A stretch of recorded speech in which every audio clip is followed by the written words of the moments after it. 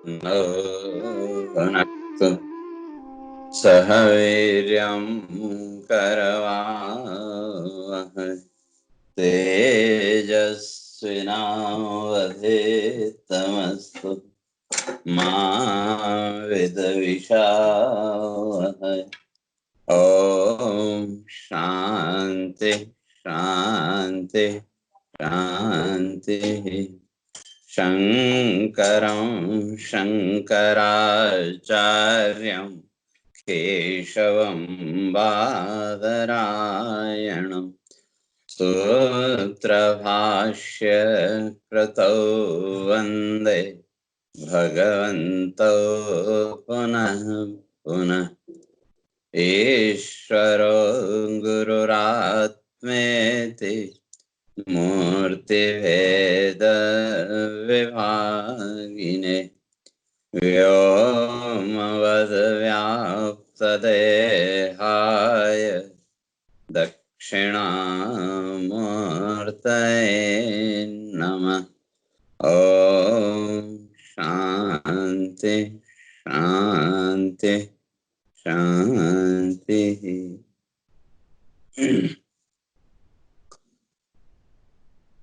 तो विचार कर रहा था कि जो लोग आत्मा को, इस तत्व को मरने और मारने वाला जानते हैं, या वैसे जिनकी मान्यता है, धारणा है, तो भगवान कहते हैं कि वास्तव में उन्होंने तत्व को समझा ही नहीं। क्योंकि जिसका अस्तित्व है उसका कभी नाश हो नहीं सकता, और जिसका अपना स्वतंत्र अस्तित्व है ही नहीं, अस्तित्व है तो है लेकिन स्वतंत्र नहीं है। तो ऐसी जो वस्तुएं कहते हैं वो रहें या न रहें उससे कोई अंतर पड़ने वाला है नहीं।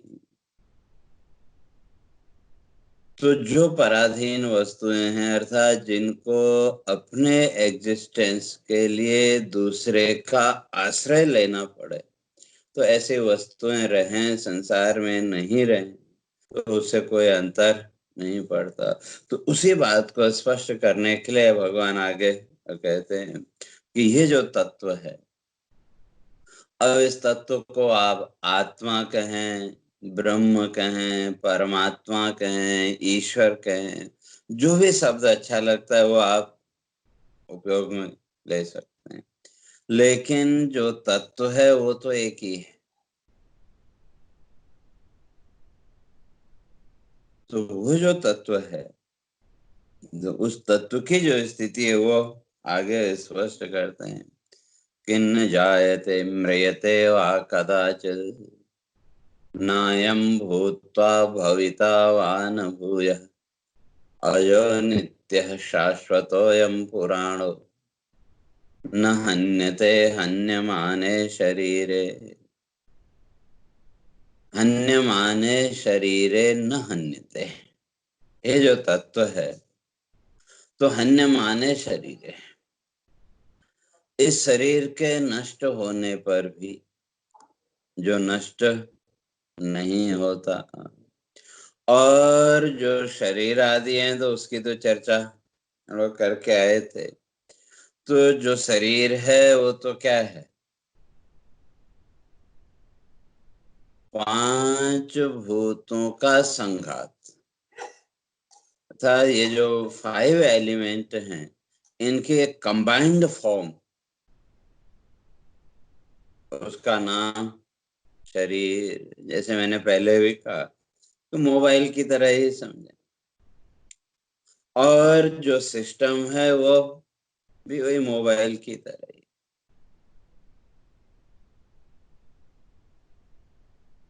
तो जो मोबाइल है उस मोबाइल को चलाने के लिए हमें पांच चीजों की जरूरत है मेनली। तो पहला हमारा जो मोबाइल सेट है वो भी ठीक ठाक हो। तो मोबाइल सेट समझ लो इसी बॉडी को। और दूसरी चीज है उसकी बैटरी। बैटरी भी हमको रोज चार्ज करनी पड़ती है। तो इसी तरह से हमारा ये जो मोबाइल है, इस मोबाइल की बैटरी चार्ज करने के लिए दिन में 2 से 3 बार जो कुछ भी हम खाते हैं, तो उसके द्वारा इस मोबाइल की बैटरी रिचार्ज हुई। और तीसरी चीज है सिम कार्ड। उस मोबाइल को चलाने के लिए, उसका उपयोग करने के लिए एक सिम कार्ड भी हमको चाहिए। और उस सिम कार्ड में फिर दो चीजें, एक बैलेंस और वैलिडिटी। तो उसी तरह से हमारी ये जो बॉडी है, हमारा ये जो शरीर है, स्थूल शरीर जो दिख रहा है, तो इसमें जो सिम कार्ड है वो है हमारा सूक्ष्म शरीर, सटल बॉडी जिसको बोलते हैं। और वो जो सूक्ष्म शरीर है उसमें 17 तत्व, 17 एलिमेंट्स। वेदांत की प्रक्रिया में 17 माने और पुराण आदि की प्रक्रिया में 16 तत्व माने, लेकिन अंतर कोई नहीं, बात एक ही है। तो 5 ज्ञानेंद्रियां,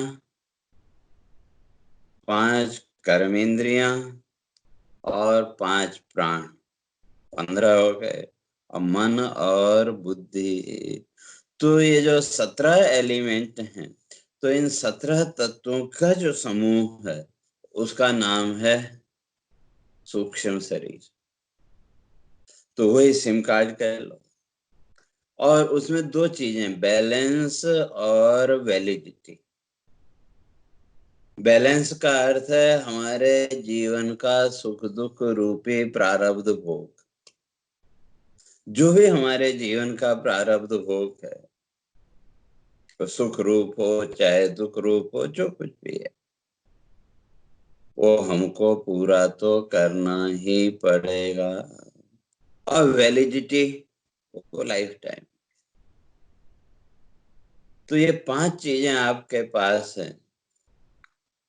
तब विचार करो,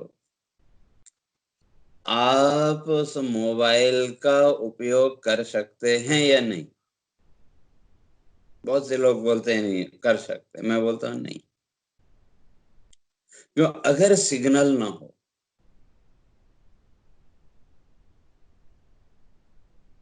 तो सिग्नल के बिना आप उस मोबाइल का यूज नहीं कर सकते।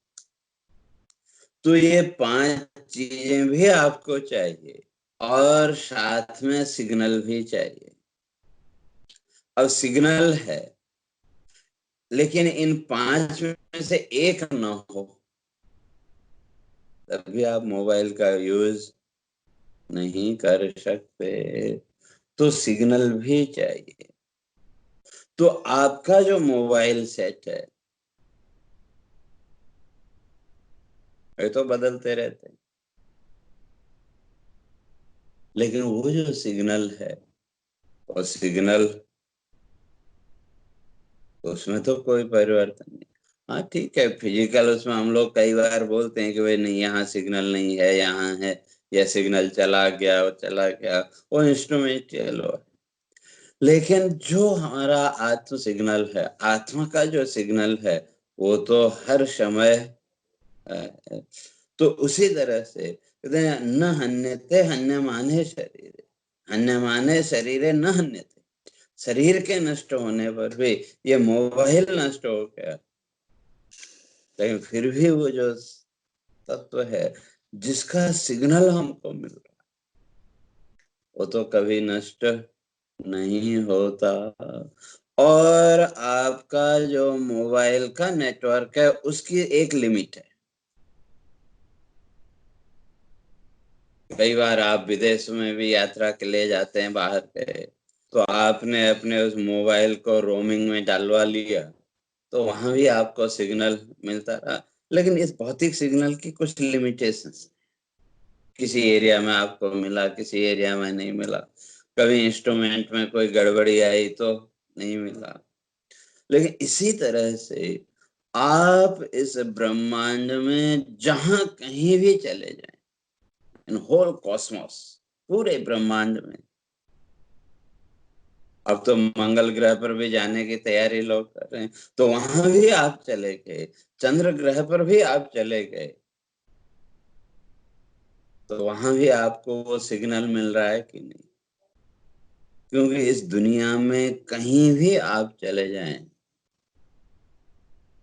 तो अपने होने का एहसास, सेल्फ एग्जिस्टेंस की फीलिंग हर जगह एक जैसी है कि नहीं?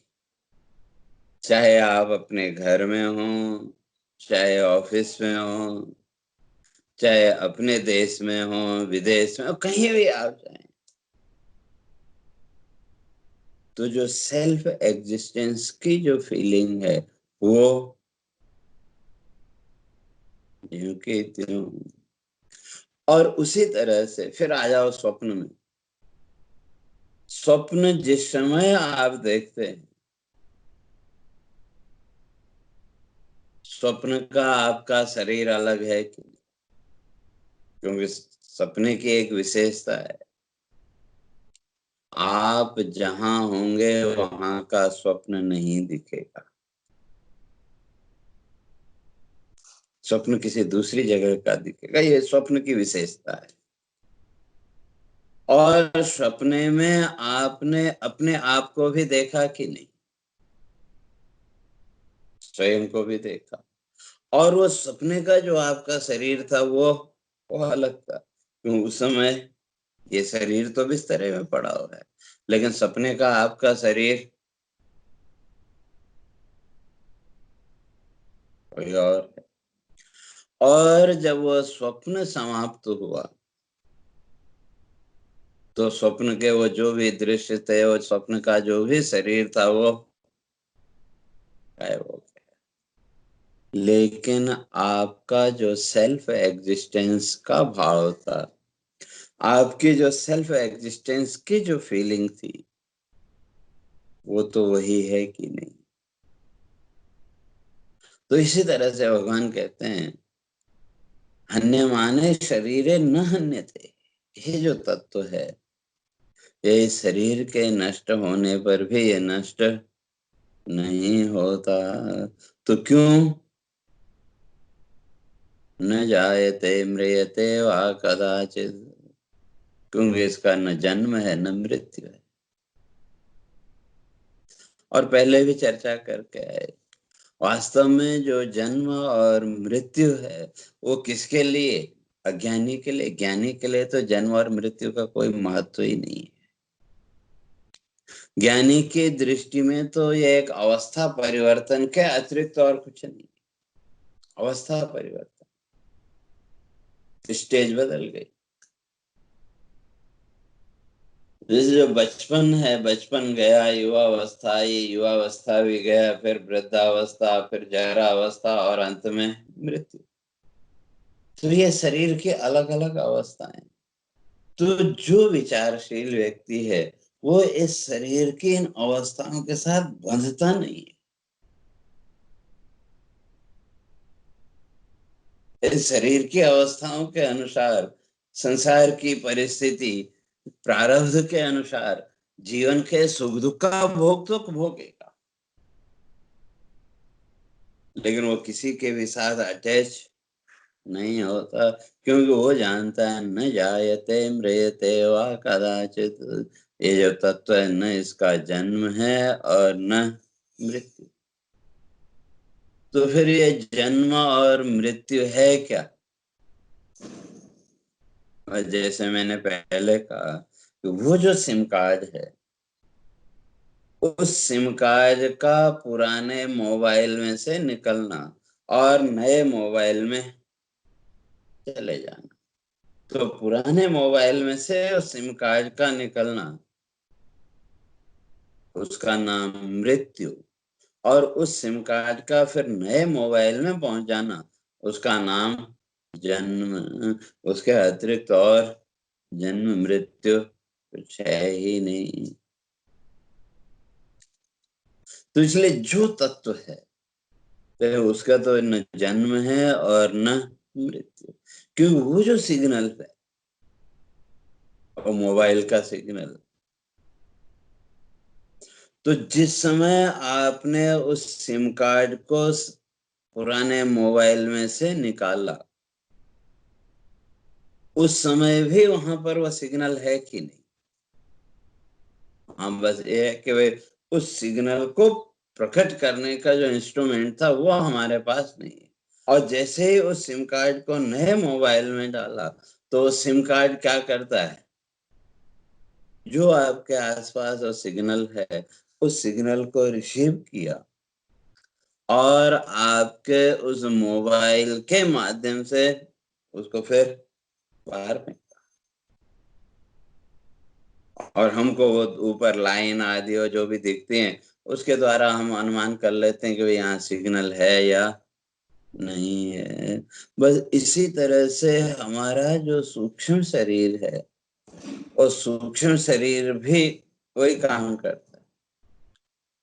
उस आत्मा के सिग्नल को उसने पकड़ा और उसी सिग्नल को फिर इन इंद्रिय आदि के माध्यम से इस संसार में प्रकाशित कर दिया। तो वो जो तत्व है, वो जो आत्म तत्व है, वो तो हमेशा प्रकाश रूप है, वो तो नित्य है। तो इसलिए कहते हैं न जायते, उसका जन्म नहीं होता। अर्थात उसमें किसी भी प्रकार का कोई विकार नहीं, कोई दोष नहीं है। क्योंकि जो भी वस्तुएं संसार में आपको दिख रही हैं, प्रत्येक वस्तु में 6 दोष शास्त्रकारों ने माने। जायते, अस्ति, वर्धते, विपरिणमते, अपक्षीयते, विनश्यति।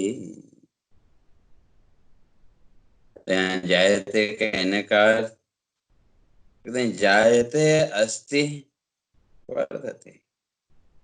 जायते का अर्थ जन्म, प्रकट होना। और वैसे तो अगर देखें वेदांत की दृष्टि में कि कुछ भी वस्तु उत्पन्न हुई ही नहीं संसार में। अब जब संसार में कोई वस्तु उत्पन्न ही नहीं हुई तो फिर नाश किसका होगा?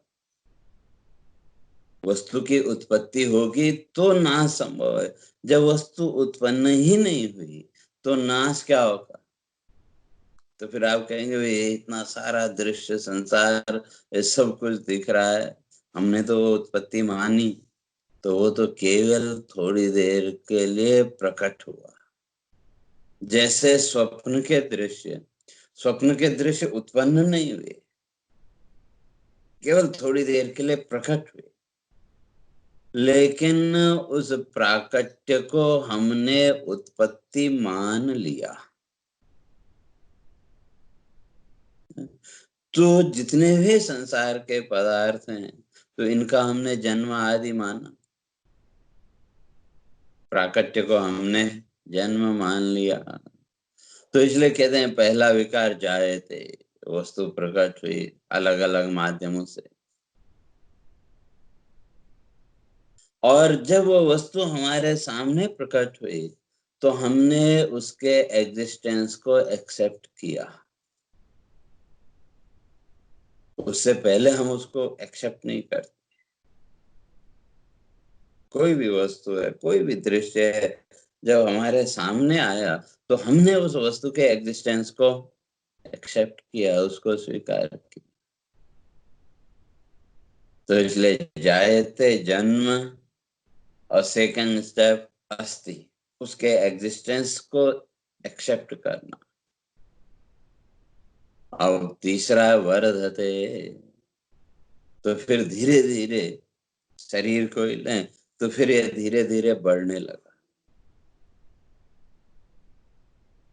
खाना पीना आदि जो भी चीजें हैं तो उनके द्वारा ये क्या हुआ, धीरे धीरे फिर इसका विकास, इसमें वृद्धि देखने को मिली।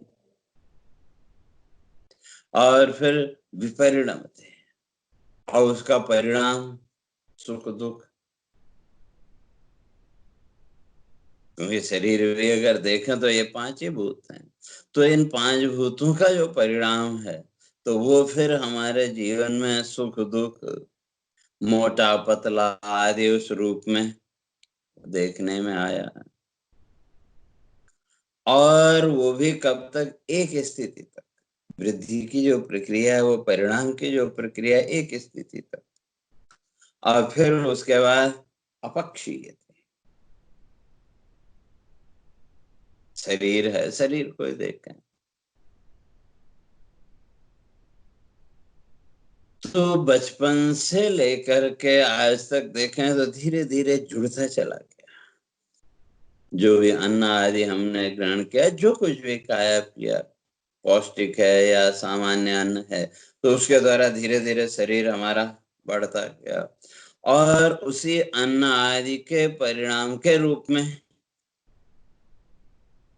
फिर सुख और दुख। और फिर जैसा अन्न होगा उसी के अनुसार उसके परिणाम भी सामने आएंगे।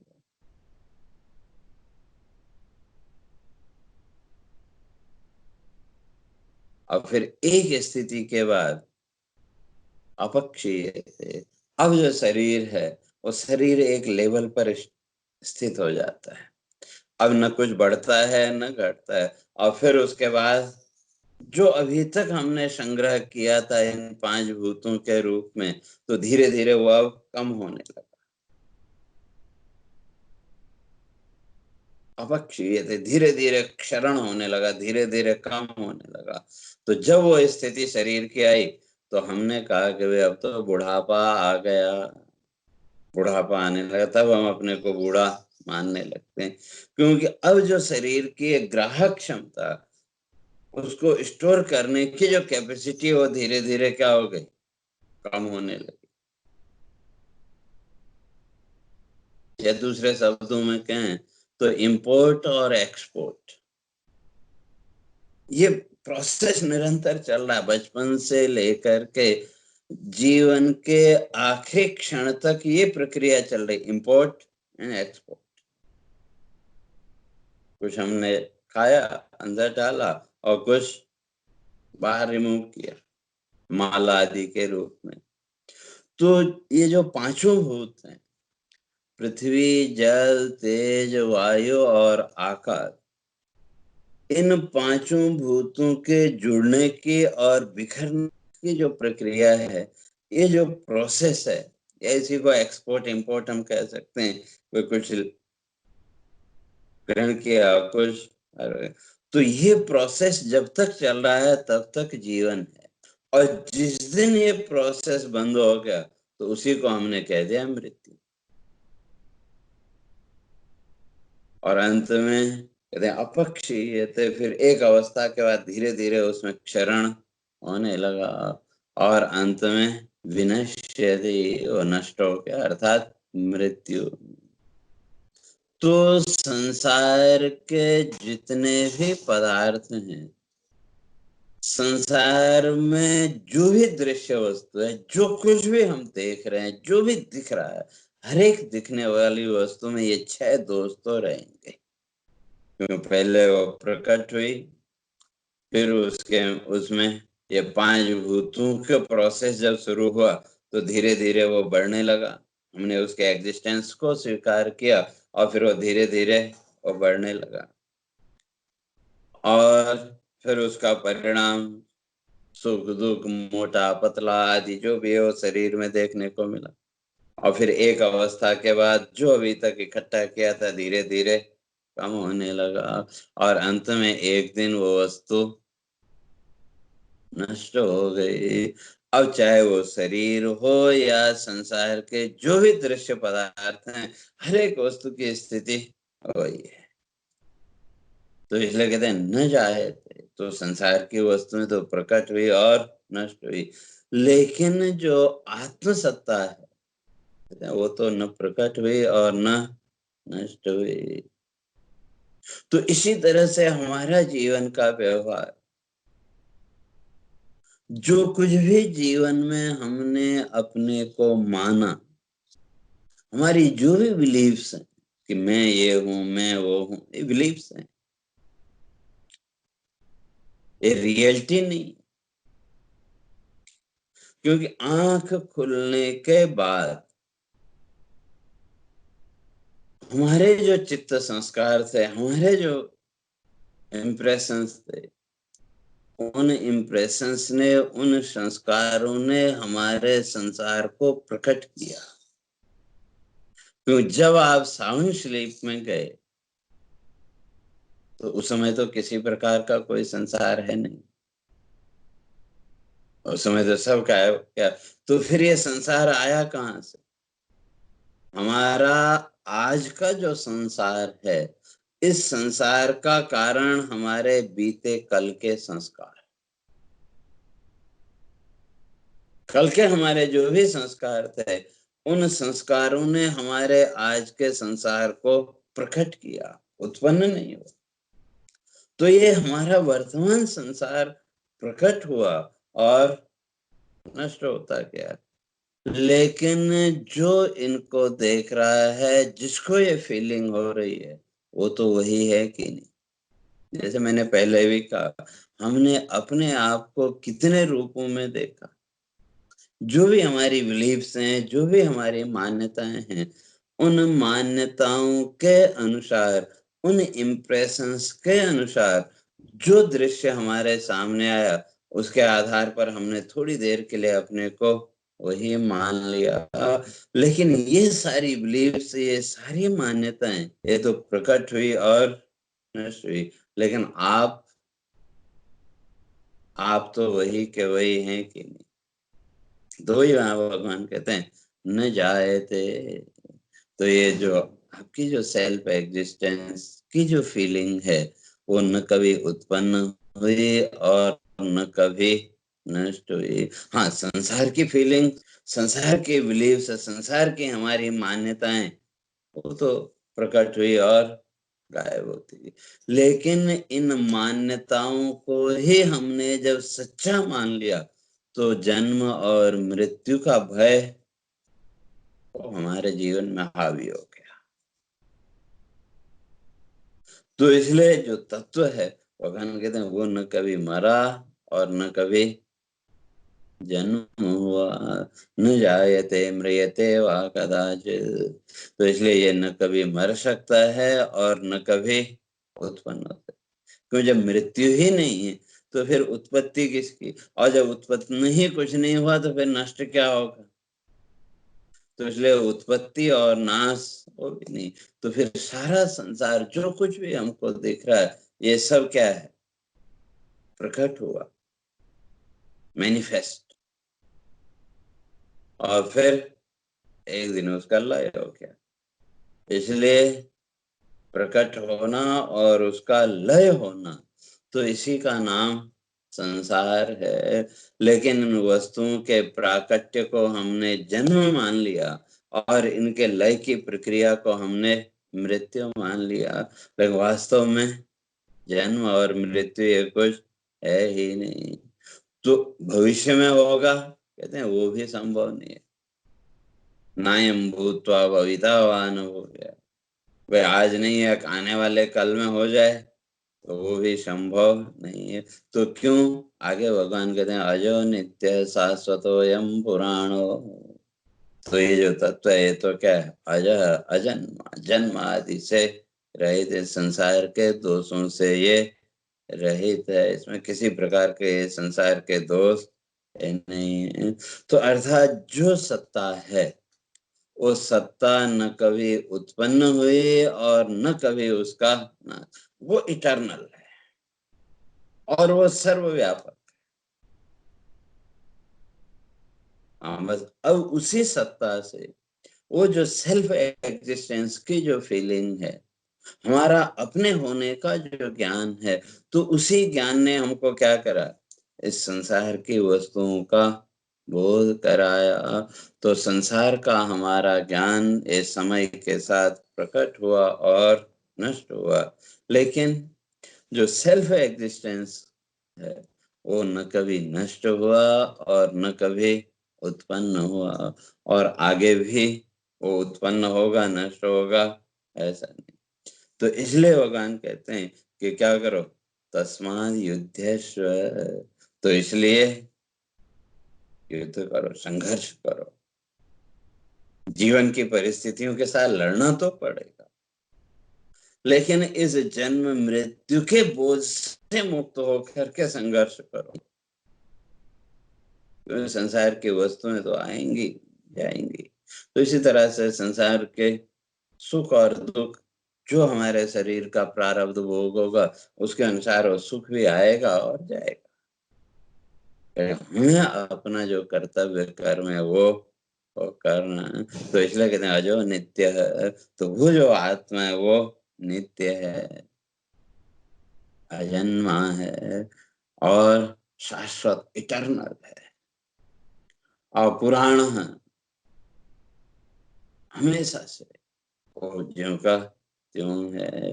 तो इसलिए न हन्यते हन्यमाने शरीरे, इन शरीर आदि के नष्ट होने पर भी उसका नाश संभव नहीं है। तो कैसे, तो उसकी चर्चा फिर कल करेंगे। हरि ओम। पूर्णमदः पूर्णमिदं पूर्णात् पूर्णमुदच्यते पूर्णस्य पूर्णमादाय पूर्णमेवावशिष्यते। ओम शांति शांति शांति। शंकरं शंकराचार्यं केशवं बादरायणं सूत्रभाष्य कृतौ वन्दे भगवन्तौ पुनः पुनः। ईश्वरो गुरुरात्मेति मूर्तिभेदविभागिने व्योमवद्व्याप्तदेहाय दक्षिणामूर्तये नमः। ओम शांति शांति शांति।